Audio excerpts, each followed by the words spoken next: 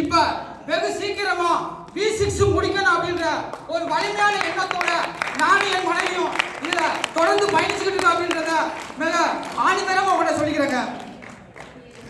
இப்ப நான் எதை பத்தி பேச வந்திருக்கேன் அப்படின்னு பாத்தீங்கன்னா எண்ணங்களின் வலிமை பத்தி பேச வந்திருக்கேங்க. ஏண்டா உலகத்திலே இந்த எண்ணங்களுக்கு ஆயுதத்தை விட அணுகுண்டை விட அதிகமான சக்தி வாய்ந்தது ஒரு எண்ணங்களுங்க. இன்னைக்கு என்ன சொல்றாங்க, ஒரு மனிதனுக்கு சராசரியா 64,000 எண்ணங்கள் வந்து போறதாக சொல்றாங்க. அதுல அவங்க நினைக்கக்கூடிய நல்ல எண்ணங்கள் அவங்கள உயர்த்த செய்யுது. அதே அவங்க நினைக்கக்கூடிய தாழ்வான எண்ணங்கள் அவங்கள தாழ்த்தவும் செய்யுங்க. அதுக்கு ஒரு சின்ன உதாரணம் சொல்லலாம். ராமாயணத்துல ராவணன் பாத்தீங்கன்னா ஒரு மிகப்பெரிய சிவபக்தனுங்க. அந்த ராவணன் தவறான எண்ணிய ஆசையினால அவனுடைய ராஜ்யத்தை இழந்தாங்க. அது நமக்கு தெரியும். அதே மாதிரிதான் இங்க நம்மள நிறைய பேர் இங்க இருக்கோம். இங்க இருந்துகிட்டு வேற கம்பெனியை பத்தி நம்ம நினைக்கிறோம். அந்த கம்பெனி நல்லா இருக்கும், இந்த கம்பெனி நல்லா இருக்கும், அங்க அதிகமா டாலர் கிடைக்குது, இங்க அதிகமா இன்கம் கிடைக்குது அப்படின்னு சொல்லி நிறைய பேர் இங்க இருந்துகிட்டு பண்ணும்போது நம்மளுடைய வாழ்க்கையையும் நம்மளுடைய நம்பிக்கையையும் நம்மளுடைய முன்னேற்றத்தையும் தொலைச்சிக்கிட்டு நிறைய பேர் இன்னமும் முன்னேறாம தவிச்சுக்கிட்டு இருக்கோம். அப்ப நாமெல்லாம் எப்படி இருக்கணும் அப்படின்னு பாத்தீங்கன்னா அதே ராமாயணத்துல ராமர் எண்ணிய ஒரு நல்ல எண்ணத்தினால அந்த ராமர் அந்த நாட்டுக்கே அரசராக வந்தாங்க. அதே மாதிரி நீங்க எல்லாம் உங்களுடைய எண்ணங்களை வலிமையா உயர்வ வச்சுக்கிட்டு இந்த ராமர் மாதிரி இந்த நாட்டுக்கு இல்லாட்டாலும் உங்களுடைய வீட்டுக்கு நீங்க அரசரா இருக்கணும் அப்படின்றத இந்த நேரத்தில் நான் கூட எல்லாத்தையுமே அன்போட கேட்டுக்கிறேங்க.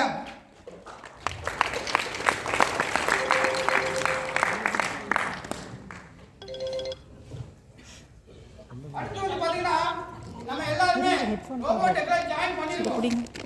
ரோபோடெக்ல ஜாயின் பண்றப்ப எல்லாருடைய எண்ணங்கள் எப்படி இருக்கு அப்படின்றத பார்க்கலாங்க. இப்போ அதுக்கு உதாரணமா பாத்தீங்கன்னா நம்ம எல்லாத்துக்கும் நம்ம அப்பா அம்மா பொண்ணு பார்த்து கல்யாணம் முடிச்சிருக்காங்க. சில பேர் அவங்களே பார்த்து முடிச்சிருப்பாங்க. அது ஒரு சுவாரஸ்யமான வச்சுக்கங்களேன். இப்போ அந்த பொண்ணு பார்த்து கல்யாணம் முடிக்கிறப்ப அந்த மாப்பிள்ளை வீட்டுக்கார பொண்ணை பத்தி முழுமையா விசாரிச்சிருப்பாங்க. மாப்பிள்ளையை பத்தி பொண்ணு வீட்டுக்கார விசாரிச்சிருப்பாங்க. விசாரிச்சு ஒரு முடிவு பண்ணி ஒரு நாள் நிச்சயம் பண்றாங்க. நிச்சயம் பண்ணிட்டு ஒரு நாள் கல்யாண தேதி முடிவு பண்ணி கல்யாணம் பண்ணிடுறாங்க. அதே மாதிரி ரோபோடெக்ல நம்ம உள்ள வர்றப்ப நம்ம மீட்டிங் அட்டெண்ட் பண்றோம்.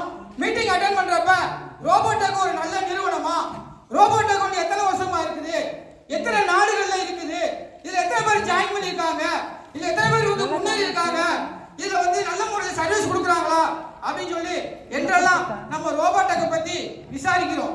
அப்படிதான் விசாரிச்சிருக்கோம் எல்லாருமே. Yes, okay. அடுத்து என்ன பண்றோம், ராயல்கு. இந்த ராயல்குல நம்ம பத்தி விசாரிக்கிறோம். இந்த ராயல்குல பாத்தீங்கன்னா நல்ல முறையில ட்ரேட் நடக்குதா, நஷ்டம் இல்லாம ட்ரேட் நடக்குதா, இதுல யாரு அதிகமா சம்பாதிச்சிருக்காங்களா, இந்த ராயல்கு மூலமா ஸ்கேம் நடக்க வாய்ப்பு இருக்குதா அப்படின்னு சொல்லி இந்த ராயல்கு பத்தி நம்ம முழுமையா விசாரிக்கிறோம். எப்படி ஒரு பொண்ணு மாப்பிள்ளை பார்த்து நம்ம நிச்சயம் பண்ணி கல்யாணம் பண்ணோமோ அதே மாதிரி இந்த நம்மளுடைய ரோபோடெக் பத்தியும் ராயல்கு பத்தியும் முழுமையா தெரிஞ்சுட்டு தான் நம்ம எல்லாருமே உள்ள வந்திருக்கோம். Okay sir? Yes, okay. அப்ப அடுத்து நம்ம என்ன பண்ண போறோம்னா இந்த ரோபோடெக்ல ஜாயின் பண்ணிட்டோம். ஜாயின் பண்ண முன்னாடி நம்ம எண்ணங்கள் எப்படி இருக்கணும் அப்படின்னு பாத்தீங்களா, அதுக்கு ஒரு உதாரணம் எடுத்துட்டீங்கன்னா கணவன் மனைவி உறவு எடுத்துக்கலாங்க. ஒரு கணவன் மனைவி உறவு என்பது உலகத்திலே பாத்தீங்கன்னா மிக ஒரு தலை சிறந்த உறவுங்க. அதுவுமே மிக மிக ஒரு வலிமையான உறவுங்க. அந்த கணவன் மனைவி அவங்க கல்யாணம் பண்றப்பயே என்ன நினைப்பாங்க, இந்த பொண்ணோட தான் நான் வாழ போறேன், இந்த மாப்பிள்ளையோட தான் நான் வாழ போறேன் அப்படின்னு சொல்லி அவங்க ரெண்டு பேரும் முடிவு பண்ணி வாழ்க்கையில வாழ்வாங்க. அப்படி வாழும்போது பாத்தீங்கன்னா சில அவங்களுடைய சூழ்நிலை காரணமாக ஒரு தொழில் பண்ணுவாங்க. அந்த தொழில் நஷ்டமாயிடும். சில அவங்க ஆரோக்கிய குறைபாடு ஏற்பட்டுரும், அல்லது அவங்களுடைய உறவுகள் மூலமா சண்டை சச்சரவுகள் ஏற்பட்டுரும். இப்படி ஏற்படும் போது அவங்க குடும்பத்துல பல பிரச்சனைகள் உண்டாகும் போது அவங்க என்ன பண்ணுவாங்க, அன்னைக்கு எப்படி கல்யாணம் பண்ணும் போது ஒரு வலிமையான எண்ணத்தோட நின்றாங்களோ அதே மாதிரி கடைசி வரைக்கும் அந்த எண்ணத்தோட வாழ்வாங்க. அதுக்கு உதாரணம் என்ன எடுத்துக்கலாங்க. 2008 நான் கல்யாணம் பண்ணேன். அப்போ கல்யாணம் பண்றப்ப எங்க ஊர்ல நான் மிகப்பெரிய ஒரு லட்சாதிபதியாக வாழ்ந்தேன். சாதாரணமா கிடையாது. லட்சாதிபதியா வாழ்ந்துட்டு 2014-15 என்னுடைய வாழ்க்கையவே மிகப்பெரிய புரட்டி போடுச்சுங்க. அப்புறம் தான் 2017 நான் என்ன பண்ணேன், திருப்பூருக்கு வந்தேன். திருப்பூர்ல வந்து பாத்தீங்கன்னா அவ்வளவு ஒரு கஷ்டம், சாப்பாடு கூட கஷ்டம். அப்படி கஷ்டப்பட்டு போது கூட எங்க ஊர்லயே அதிகமா 22 பவன் நகை போட்டு கல்யாணம் பண்ணது நான் தாங்க. ஆனா ஒரு நகை கூட இன்னைக்கு கையில இல்ல. இந்த ரோபோட்டை வந்த முன்னாடி தான் திருப்பிருக்கேன். ஆனா அதுக்கு முன்னாடி அவ்வளவு கஷ்ட நஷ்டங்கள் இருந்தாலும் நான் அன்னைக்கு கல்யாணம் பண்ணும்போது எனக்கும் என்னோட மனைவிக்கு எப்படி அந்த எண்ணங்கள் வலிமையா இருந்ததோ அதே மாதிரி இன்னைக்கு வரைக்கும் வலிமையா இருந்ததுனால இன்னைக்கு இந்த ரோபோட்டுக்குள்ள இந்த ராயல்டியூல நானும் என்னோட மனைவியும் இன்னைக்கு மிக ஆணித்தரமா வந்து பயிற்சிட்டு இருக்கோம். V6 ஆய தீர்வு அப்படிங்கிற ஒரு வலிமையான எண்ணத்தோட பயிற்சிட்டு இருக்கோங்க. இப்ப நம்ம கணவன் மனைவி எப்படி வாழ்ந்தாங்கன்னு பார்த்தோம். அதே மாதிரிதான் நம்மளுடைய ரோபோட்டுக்குள்ள நம்ம ஜாயின் பண்ணிட்டோம். ஜாயின் பண்ணிட்டு நம்ம என்ன நினைக்கிறோம், மார்க்கெட் ஏறினாலும் நம்ம எண்ணங்கள் வலிமையா இருக்கணும், மார்க்கெட் இறங்கினாலும் நம்ம எண்ணங்கள் வலிமையா இருக்கணும், ஐடி வந்தாலும் உங்க எண்ணங்கள் வலிமையா இருக்கணும், ஐடி வராம இருந்தாலும் உங்க எண்ணங்கள் வலிமையா இருக்கணும், டீ லிஸ்ட் ஆனாலும் உங்க எண்ணங்கள் வலிமையா இருக்கணும், டீ லிஸ்ட் ஆகாம இருந்தாலும் உங்க எண்ணங்கள் வலிமையா இருக்கணும், ரினிவல் வந்தாலும் வலிமையா இருக்கணும், ரினிவல் வராம இருந்தாலும் நான் இப்பதான் ஜாயின் பண்ணிருக்கேன், நான் கண்டிப்பா V6 ஆவேன் அப்படின்ற எண்ணங்கள் வலிமையா இருக்கணும்.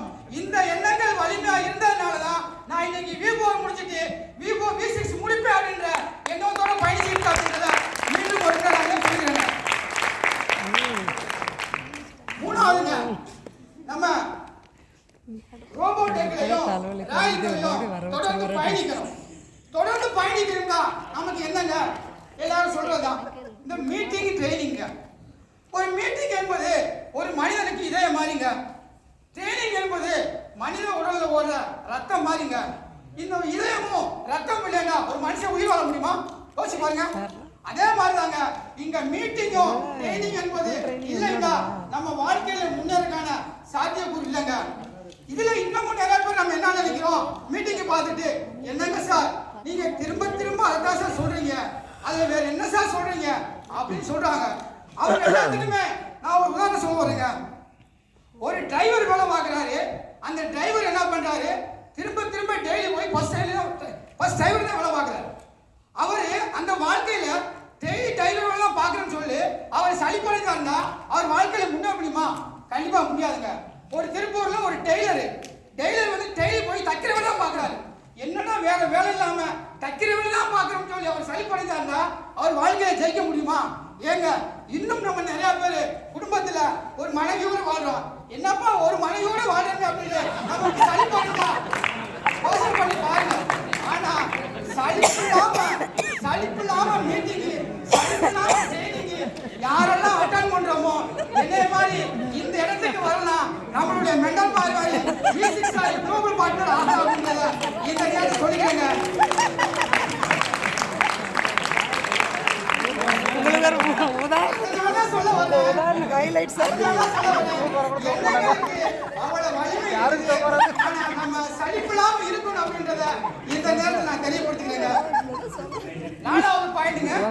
முக்கியமான பாயிண்ட், அந்த எண்ணங்களுக்கு இன்னும் நம்ம வந்து ஒரு வலிமை சேர்க்கும் விதமாக நம்மளுடைய மகாத்மா காந்தியை பத்தி ஒரு உதாரணம் சொல்லுவேன்.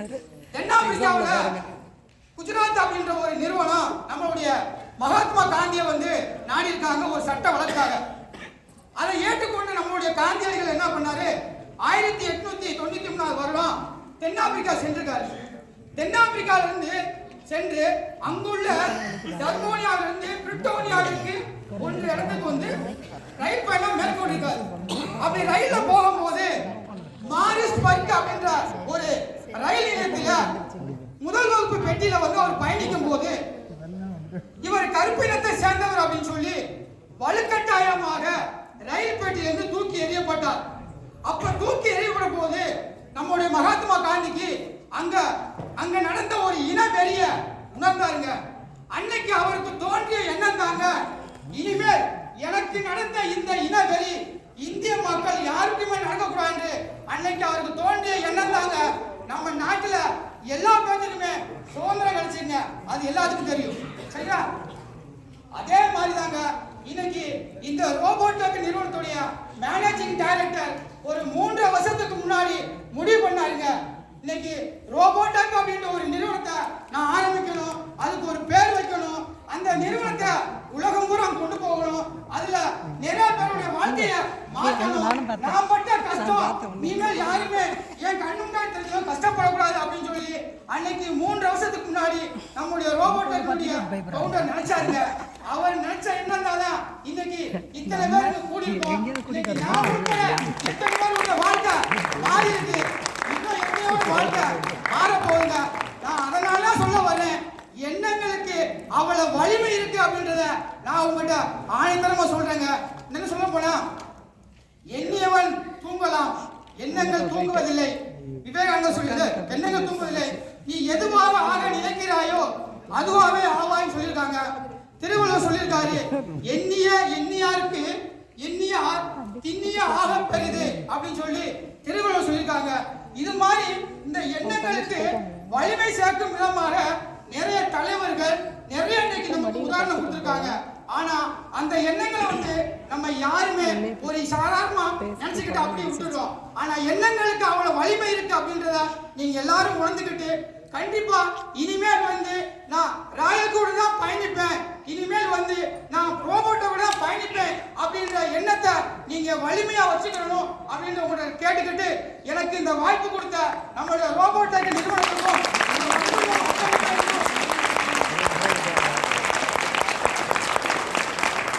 நன்றிகளையும் வாழ்த்துக்களையும் தெரிவித்துக் கொண்டு இப்பிரபஞ்ச ஆசீர்வாதத்தோடு நீங்க எல்லாரும் நீண்ட ஆயுளோடும் நிறை செல்வத்தோடும் உயர்ந்த ஆரோக்கியத்தோடும் வாழ்க வளம் என்ற வாழ்த்தி விடைபெறுகிறேன். நன்றி, வணக்கம், வாழ்க வளம்.